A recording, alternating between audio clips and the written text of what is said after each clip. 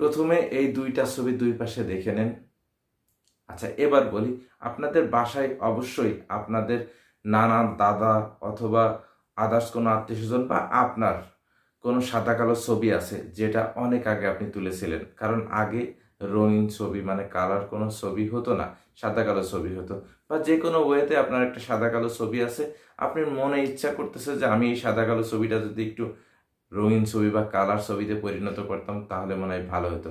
কোনো টেনশন নেই, এখন খুব নতুন একটা সিস্টেম চলে আসছে যা আপনি মাত্র একটা ক্লিক করলেই আপনার সাদা কালো ছবি মানে আপনার বাপ দাদা চাচার যাদেরই থাক না কেন, এক ক্লিকের মাধ্যমে আপনার সেই সাদা কালো ছবি রঙিন ছবিতে পরিণত হবে।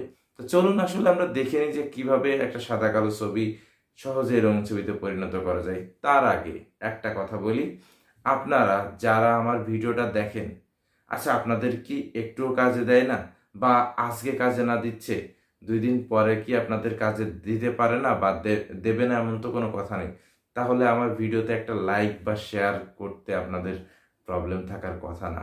আপনারা শেয়ার করে আপনাদের প্রোফাইলে রেখে দিতে পারেন, ফলো দিয়ে রেখে দিতে পারেন, তাহলেই তো আপনাদের কাছে থেকে গেল বা আপনাদের ফ্রেন্ডসরা দেখে তাদের একটু উপকার হলো।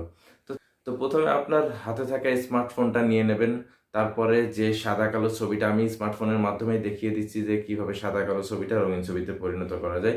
আপনার ফোনে যে ব্রাউজারটা আছে, জাস্ট সেই ব্রাউজারটা ওপেন করবেন। সে আপনি যেটাই হোক, আমি ক্রোম ব্রাউজারটা ব্যবহার করি কারণ ক্রোমটা আমার কাছে ভালো লাগে। তারপরে জাস্ট ক্রোমের সার্চ অপশনে যাবেন, সার্চ অপশনে যে লিখবেন ফ্লাটা, জাস্ট PALE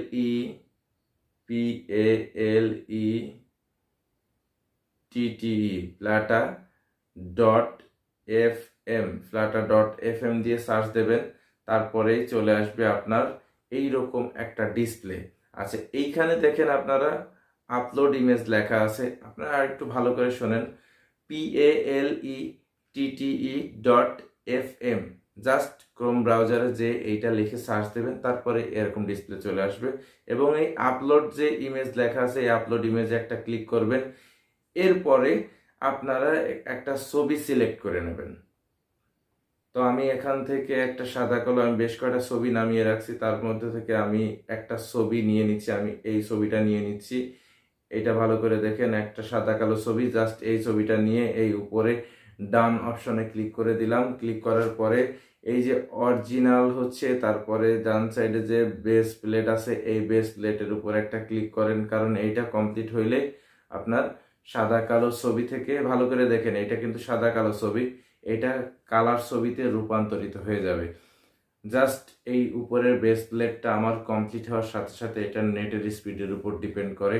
তো আমার নেট স্পিড মনে হচ্ছে একটু স্লো, এত স্লো না, তারপরে জাস্ট হতে একটু কষ্ট। দেখেন ধামাকা, একদম সাদা কালো ছবি কি সুন্দরভাবে রঙিন ছবিতে পরিণত হয়েছে।